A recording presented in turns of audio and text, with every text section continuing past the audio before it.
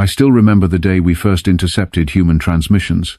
Funny thing about Arrogance, it makes you stupid. We thought we were the apex predators of this galaxy.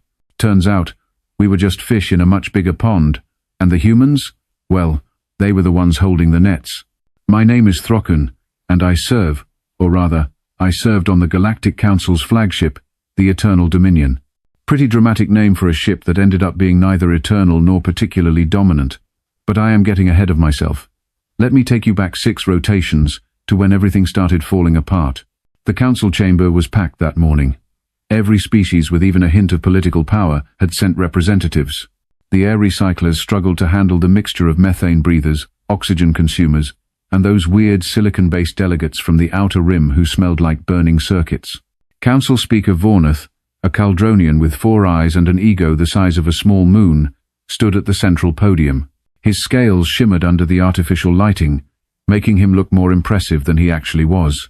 "We have a problem," Vornath announced, his voice carrying across the chamber through a dozen different translation matrices. "The humans have rejected our ultimatum." A collective gasp rippled through the assembly. Well, the species that could gasp, anyway. The Matharians just released a puff of purple gas, which I think was their equivalent. "Impossible," shrieked Ambassador Quillnex, her tentacles writhing in agitation. "We gave them 30 cycles. We showed them our fleet capacity. We demonstrated our weapons on that uninhabited moon. How could they refuse?" Vornath's expression darkened. Not only did they refuse, they sent a reply. And someone called from the back rows. They laughed at us. The chamber erupted. Accusations flew. Several delegates started arguing in languages their translators couldn't handle. One Gorthian, representative, actually fainted, which was impressive considering his species had 3 redundant nervous systems. I stood near the back, watching this circus unfold.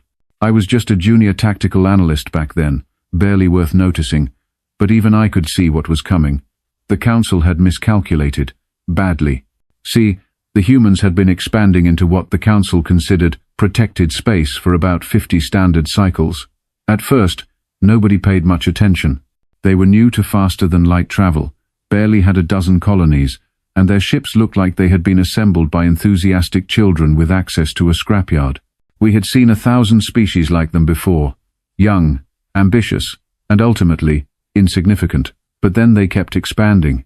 And when we sent our first official message, politely suggesting they halt their colonization efforts and submit to council authority, they replied with a single word. No. Not, "We will consider it." Not, "Let us negotiate." Just, "No," followed by an emoji of a human making a rude gesture. An emoji to the Galactic Council. The Council, naturally, was outraged. We sent a fleet, a small one, just 20 ships, a show of force, nothing more. We expected them to see reason. The humans destroyed 17 of those ships in 40 minutes. The remaining 3 limped back home with stories that nobody wanted to believe. They fought like demons, the surviving captain had reported, his voice still shaking. No formation, no tactics we recognized.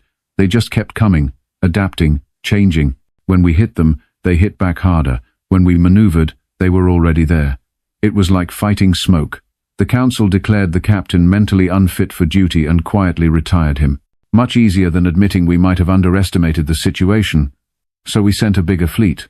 200 ships this time, with clear instructions. Destroy any human military vessels, occupy their colonies, and bring them to heel. That fleet never came back. Not a single ship. 200 vessels, over 30,000 personnel, simply vanished. We got one garbled transmission before the end, just static and screaming and someone shouting, "They're inside the hull! They're inside the hull!" before silence. That was 3 rotations ago. Now, the council was preparing for total war. Every member species was being taxed to build ships. Ancient defense pacts were being activated. The council's full military might, accumulated over 10,000 cycles of dominance, was being mobilized. And the humans? They kept expanding, building, growing, like they did not even notice we were preparing to crush them. "We will send a final message," Vornath declared, once order had been restored in the chamber. "A last chance for surrender before we unleash everything. I will compose it personally." "Who will deliver it?" Quillnex asked. "Captain Helena Vance," Vornath said, and the name hung in the air like a curse. The human female commanding their border fleet. She will receive our terms. She will understand that refusal means extinction. I remember thinking that was a mistake. We knew almost nothing about human psychology, human culture, human anything. We were operating blind, making assumptions based on how we thought a species should behave. Spoiler alert, humans do not care how they should behave. The message was crafted over 3 days. Linguists, diplomats, and psychological warfare specialists all contributed. It was a masterpiece of intimidation, carefully worded to convey both our overwhelming power and our magnanimous willingness to spare humanity if they submitted immediately. Vornith read it aloud in the council chamber before transmission. To Captain Helena Vance of the Human Border Fleet, you stand at the precipice of oblivion. The Galactic Council commands forces beyond your comprehension. We have ruled this galaxy for 10 millennia. Civilizations far more advanced than yours have knelt before us. You have until the completion of 1 solar rotation to surrender your fleet, recall all colonial expeditions, and submit to council authority. Refuse, and we will erase every trace of humanity from existence. You have been warned. There will be no second chance. Everyone applauded. It was perfect, terrifying, absolute. We sent it via every communication channel we could access. Then we waited for the inevitable surrender. 6 hours later, we got our reply. I was there when it came through. The communications officer's face went pale, which was impressive given that he was a Rigelian and their skin was naturally purple. "Sir," he stammered, looking at Vornith, "we have a response from Captain Vance." "Excellent," Vornith said, settling back in his command chair with satisfaction. "Let us hear their surrender." The officer hesitated. "Sir, it is not exactly a surrender." "Then what is it?" "She sent a text message, sir. Very short." "Well, read it." The officer cleared his throat. "It says, and I quote, 'Lol, turn around, the war is over. Silence, complete, absolute silence.'" "Lol," Vornith repeated slowly. "What does LOL mean?" One of the human database specialists we had captured cycles ago was brought in. He looked terrified, which was understandable given his circumstances. "It means, laughing out loud, sir," he explained quietly. "It is an expression of amusement." Vornith's scales turned from green to deep crimson. "She is laughing at us? At the Galactic Council?" "It appears so, sir." "And this part about the war being over? Is she surrendering?" The human specialist actually smiled, just for a moment, before his face returned to neutral. "No, sir. I believe she is saying that you have already lost." Vornith stood up so fast his chair toppled backward. "Impossible! We have not even engaged. Our Armada is still assembling. How can the war be over?" Nobody had an answer. "Send a response," Vornith roared. "Demand clarification. Tell her that her arrogance will cost humanity everything." We sent another message, then another, then another. Captain Vance did not reply. For 2 days we heard nothing. The council became increasingly agitated. Vornith stopped sleeping, just paced his quarters muttering about human insolence. Plans were accelerated. The Armada, originally scheduled to launch in 20 days, was being pushed to deploy in 10. Then the reports started coming in. Small ones at first. A council listening post in Sector 7 had gone dark. Probably just a technical malfunction. A supply convoy in the outer reaches had missed its scheduled check-in. They would turn up. A garrison on Kelmore Station had not responded to routine hails. Maybe solar interference, but the reports kept coming. Faster, more concerning. 3 patrol vessels vanished. A mining colony stopped transmitting. An entire council intelligence facility simply went offline, all personnel unaccounted for, and we had not seen a single human ship. That was what scared me most. Not the losses, but the silence. Where were they?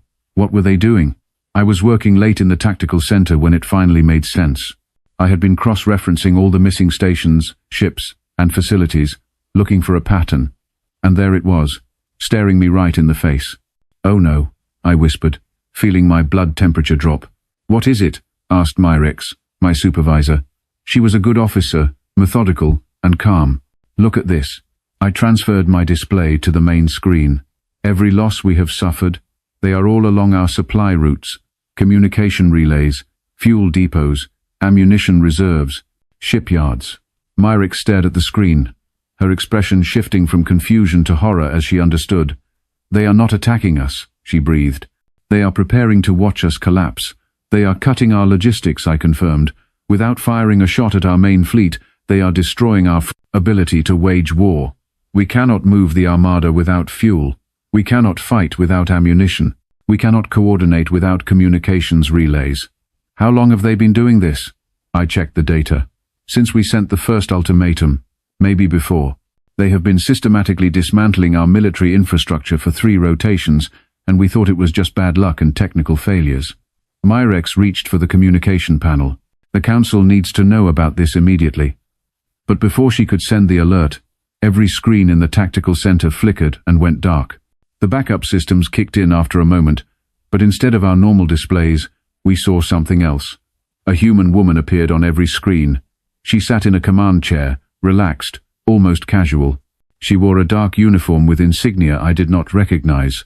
Her hair was pulled back, and her eyes were the kind of blue that reminded me of deep space, cold and infinite. "Hello," she said, and her voice was pleasant, conversational. "My name is Captain Helena Vance. I am broadcasting this message to every Council military installation, every Council ship, and every Council government facility simultaneously. You probably noticed your communications are not working properly right now. That is because we control them. We have for a while." She paused, letting that sink in. 3 rotations ago, the Galactic Council demanded our surrender. You gave us an ultimatum. You threatened extinction. She smiled, but there was no warmth in it. We take threats seriously. So we went to work. The screen split.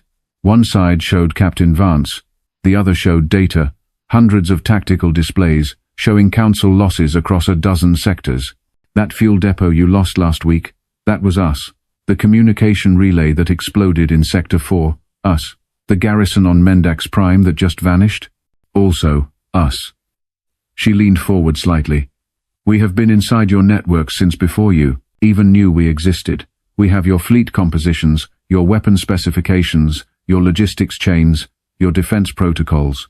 We know where every one of your ships is right now. We know how much ammunition they carry. We know when they last refueled. Vance stood up, walking slowly across her command deck. The camera followed her.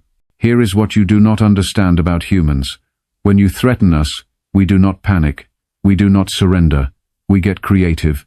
We look at the problem from every angle, and we find the weak points. She stopped, looking directly at the camera, directly at us. Your weak point is predictability. You fight like you have always fought. You think like you have always thought. You assume that military power is just about who has the biggest fleet. She smiled again. We disagree. The tactical displays changed, showing real-time feeds from dozens of Council facilities. I recognized some of them. Shipyards, command centers, weapons platforms. Right now, at this exact moment, my people are in position near every critical military asset you possess. We have infiltration teams inside 47 of your most secure installations. We have stealth vessels shadowing your command ships. We have malware running in 70% of your computer systems. She paused. If I gave the order right now, your entire military infrastructure would cease to exist in under an hour. My hands were shaking. Myrex had gone completely still, her eyes fixed on the screen. But I am not going to do that, Vance continued. Because despite what your council thinks, humans are not monsters. We do not want to rule you. We do not want your territory. We just want you to leave us alone. She walked back to her chair and sat down. So here is my message, Council. The war you were preparing for. It is already over. You lost before it began. Every ship you send against us will run out of fuel before it arrives. Every weapon you fire will malfunction. Every order you give will be intercepted and countered before it is even received. She leaned back, utterly relaxed. You cannot win because you are already defeated. You just have not realized it yet. The screen went dark for a moment, then Captain Vance reappeared, closer now, her expression serious. I sent you a message 2 days ago. I told you to turn around. I told you the war was over. You thought I was joking. She shook her head slowly. I was not joking. I was giving you a chance to end this with dignity. To withdraw peacefully. To save face. Her eyes hardened. That offer expires in 24 hours. After that, we stop being nice. We stop just cutting your supply lines. We start showing you what humans are really capable of when we stop holding back. She stood up one final time. Choose wisely, Council. Choose survival. Choose peace. Or choose to learn why humans do not make threats. We make promises. The screen flickered, and she was gone. Our normal displays returned, but nobody moved, nobody spoke. Then, slowly, Myrex turned to look at me. "We need to evacuate," she whispered. I nodded, because Captain Helena Vance was right about one thing. The war was already over. We just had not been smart enough to realize it until now. And in 24 hours, if the Council did not surrender, I had a terrible feeling we were going to learn exactly what human mercy looked like when it ran out. Spoiler alert, I did not want to find out. The next 18 hours were absolute chaos. Not the kind of chaos you see in war films, all explosions and heroic last stands. No, this was bureaucratic chaos, political chaos, the kind where nobody wants to admit they screwed up so monumentally that an entire galactic civilization might collapse because of their pride.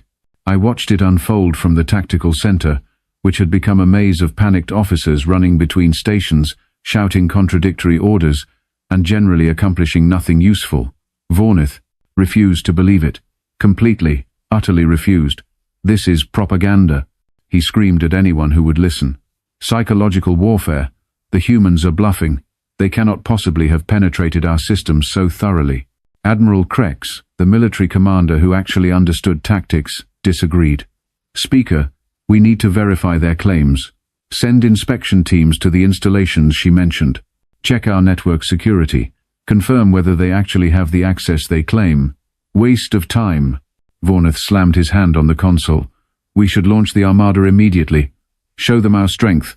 Crush them before they can react." "With what fuel?" Krex asked quietly. "Half our reserve depots are destroyed. The ones that remain are running on emergency power because their primary systems mysteriously failed 3 days ago. Even if we launch, the fleet gets maybe halfway to human territory before running dry. Then we refuel en route. From which supply convoys? The ones that have been disappearing, the ones that never reach their destinations." Vornith's scales flushed darker. "You sound like a coward, Admiral." "I sound like someone who understands we are fighting an enemy we do not comprehend," Krex replied, his voice steady despite the insult. "We thought humans were primitive. We were wrong. We thought they fought like us. Wrong again. Now we are learning they fight like nothing we have ever encountered, and you want to charge blindly forward?" Before Vornith could respond, the screens flickered again. Everyone froze. But this time it was not Captain Vance. It was footage. Live footage from Council facilities across 6 sectors. The first image showed a fuel depot on Rancor 3. The massive storage tanks sat peacefully in the desert landscape. Then simultaneously, all 12 tanks ruptured. Not exploded. Ruptured. The fuel simply poured out into containment trenches that had been mysteriously pre-dug around each tank. Within minutes, millions of credits worth of military-grade fuel was useless, soaking into the sand. The second image showed a weapons manufacturing facility on Telmara Station. Workers were evacuating in orderly lines. No panic, no violence. Human soldiers in light armor stood at intervals, directing traffic, helping injured personnel. Professional, calm. Then charges detonated throughout the facility. Controlled demolitions. The entire complex collapsed in on itself like a dying star. The third image showed a Council battleship in orbital dock. Its hull opened like a flower, armor plates peeling away, revealing the interior structure. Tiny figures in spacesuits moved through the ship's guts, methodically dismantling critical systems. Sabotage on a scale I had never imagined possible. "Verification complete," Captain Vance's voice came through, though she did not appear on screen. "As promised, here is proof. We own your infrastructure, we own your logistics, we own your communications. The only reason you are seeing this message is because we want you to see it." The footage continued. More facilities, more demonstrations, each one showing human teams working with terrifying efficiency, dismantling the Council's military capacity piece by piece. 12 hours remaining, Vance said. "Use them wisely." The screens returned to normal. Vornith stood silent for maybe the first time since I had known him. His 4 eyes darted between displays, watching the reports flood in as verification teams confirmed what we had just witnessed. All real, all happening right now. "How?" he finally whispered. "How did they do this?" Nobody answered because nobody knew. I left the command center. I needed air, space, something other than the suffocating panic spreading through the flagship. The observation deck was nearly empty, just a few junior officers staring out at the assembled armada. And what an armada it was. 3,000 ships, everything from massive dreadnoughts to nimble destroyers. Representatives from 40 species, the accumulated military might of half the galaxy, all of it useless. "Beautiful, is it not?" a voice said beside me. I turned to find an old Velthran leaning against the viewport. His name was Throkkun, a retired strategist who the council kept on retainer for his historical knowledge. He looked ancient, his skin wrinkled and marked with the scars of a dozen campaigns. "Useless is more accurate," I replied. Throkkun chuckled, a dry rattling sound. "You are learning. That is good." "Learning what? That we are doomed?" "Learning that power is not always about size." He gestured at the fleet. "We built this armada based on 10,000 cycles of experience. We know how to fight, we know how to conquer, we know how to rule." He paused. "But the humans, they know how to win. There is a difference?" "Oh yes. Fighting is about tactics, formations, weapon yields. Winning is about understanding your enemy better than they understand themselves." He tapped the viewport. "We never bothered to truly study humans. We looked at their ship designs and laughed. We looked at their colonies and dismissed them. We looked at their military structure and saw chaos." "Because it is chaos," I said. "No, it is flexibility. There is a difference." Throkkun turned to face me fully. "Tell me, young Throkkun, how many standard tactics does the Council military employ?" 14 primary formations, 37 secondary variations, plus specialized maneuvers for different situations. "And humans?" I hesitated. "We do not know. Their combat footage shows no consistent patterns." "Exactly." Thorkun's eyes brightened. "Because they adapt. Every battle, every engagement, they learn and change. We trained for 10,000 cycles to fight the same way. They trained to never fight the same way twice. That should make them weaker. Doctrine exists for a reason." "Does it?" Throkkun looked back at the fleet. "We are about to discover the answer to that question, I think." The announcement came 3 hours before the deadline. Emergency council session. All representatives to assemble immediately. Priority Alpha. I managed to get into the gallery overlooking the council chamber. It was packed, standing room only, every species pushing and shoving to hear what would happen next. Vornith stood at the podium, but he looked different, smaller somehow, defeated. "Honored delegates," he began, his voice lacking its usual commanding tone. "We have verified the human claims. They were not exaggerating. Our military infrastructure has been compromised at every level." He paused, seeming to age before our eyes. "Verification teams report that human operatives or automated systems have accessed 73% of our secured facilities. Our fleet command network has been infiltrated. Our weapon guidance systems have been corrupted with dormant code that would activate if we attacked." Murmurs swept through the chamber.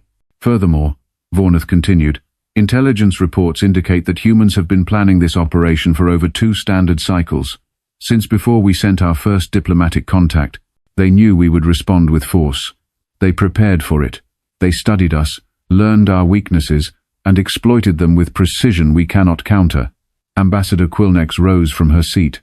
"Then what do you propose, Speaker? Surely we do not simply surrender to these newcomers." "We propose negotiation," Admiral Krex said, stepping forward. "Immediate, unconditional negotiation." "Cowardice," someone shouted from the back. "Reality," Krex shot back. "We lost this war before it started because we were too arrogant to realize we were already fighting. The humans did not wait for us to assemble our fleet. They struck first, struck smart, and struck where we could not defend." "They cheated," another delegate cried. "They won," Krex corrected coldly. "There is no cheating in survival." The debate raged for another hour, but everyone knew how it would end. Pride versus survival. And survival thankfully won. With 1 hour remaining before Captain Vance's deadline, the council transmitted their response. I watched from the tactical center as Vornith, looking like he had swallowed something poisonous, read the official message. To Captain Helena Vance and the Human Coalition. The Galactic Council acknowledges receipt of your demonstration. We recognize that continued conflict serves neither our interests nor yours.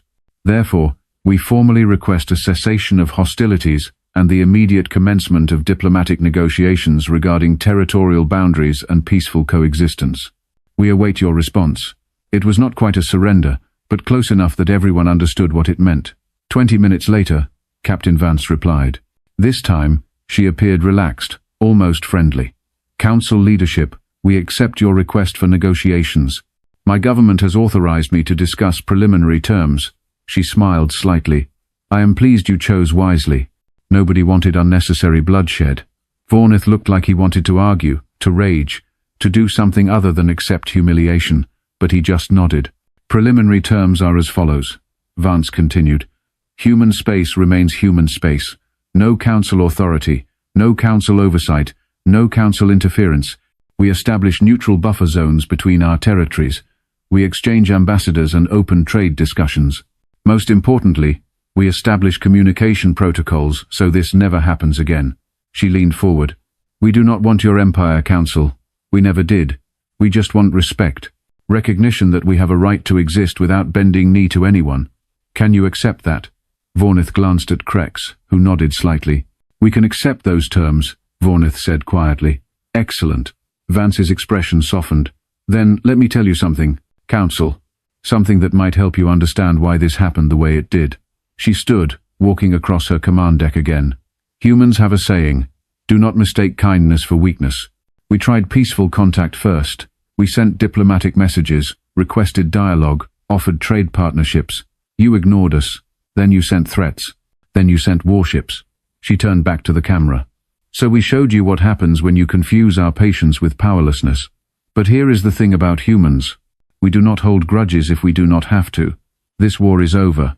Really, truly over. Our sabotage programs are being deactivated as we speak. Your systems will be restored. Your facilities will be left intact. We are not going to press our advantage because we do not need to.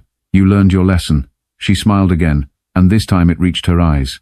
Welcome to the new galaxy, Council, where humans are equals, not subjects. I think you will find we make better allies than enemies. The transmission ended. For a long moment, nobody in the tactical center moved. Then, slowly, the tension began to ease. Officers returned to their stations. Normal operations resumed. Crisis averted. Myrex looked at me. We just witnessed history. We just witnessed a revolution, I corrected. The Council's authority was absolute. Now it has limits. Good, she said quietly. Perhaps limits were overdue. 6 rotations later, I attended the formal signing of the peace accord. Representatives from the Council and the Human Coalition gathered on a neutral station. There were speeches, ceremonies, all the diplomatic theater you would expect. But what I remember most was a brief conversation I overheard between Admiral Krex and Captain Vance. Your operation was remarkable, Krex said, genuine admiration in his voice. Infiltrating our systems so completely, coordinating across such vast distances, maintaining operational security. How many personnel did it require? Vance's smile was enigmatic. Would you believe me if I said 1,200? 1,200 operatives to dismantle an empire's military infrastructure? Krex looked shocked. Impossible. Not operatives. Total personnel. Engineers, hackers, intelligence analysts, field agents. She shrugged. When you fight smart instead of big, you need fewer people. But how? We studied you for 2 cycles, Admiral. Watched everything you did. Found every pattern, every routine, every predictable behavior. Then we built a plan around those patterns. She paused. The Council assumed military power was about numbers. We knew it was about information. Once we owned your data, we owned everything. Krex nodded slowly. A lesson we will not forget. Good. Because next time someone threatens us, we might not be so patient. They shook hands, or rather, exchanged their species-equivalent gestures of respect. As I watched the ceremony conclude, Corthen appeared beside me again. What did you learn, young Throkkun? He asked. I thought about it. That arrogance is more dangerous than any weapon. And that humans are terrifying allies or enemies, depending on how you treat them. Corthen smiled. You will go far with wisdom like that. The Council still exists. The power structures remain mostly intact. But everything changed that day. Species across the galaxy watched what happened. They saw that the supposedly invincible Council could be defeated without firing a shot. They saw that humans fought unlike anyone else. They saw that the old rules maybe did not apply anymore. Trade agreements followed. Cultural exchanges, technology sharing. Within a cycle, human colonies were scattered across 24 sectors, growing and thriving. Their ships, still looking like assembled scrapyard projects, traveled freely through Council space. And nobody, absolutely nobody, made the mistake of threatening them again. I eventually left military service, took a position in the diplomatic corps. Better to build bridges than burn them, I figured. I even visited Earth once, saw the homeworld that spawned this remarkable species. Beautiful place, dangerous inhabitants, perfect combination. Sometimes I wonder what would have happened if the Council had chosen differently, if Vornith had launched the Armada, if we had called what we thought was a bluff. I am glad I never found out. Because Captain Helena Vance was right about one thing: humans do not make threats, they make promises. And I suspect their promise to show us what they were really capable of would have made the demonstration we witnessed look gentle by comparison. The war that never happened became the most important conflict in galactic history. Not because of what occurred, but because of what it prevented. Thousands of cycles of potential bloodshed, avoided because one human captain was smart enough to win before fighting, and patient enough to offer peace after victory. That is the thing about humans. They surprise you. And in a galaxy that thought it had seen everything, that might be their greatest weapon of all.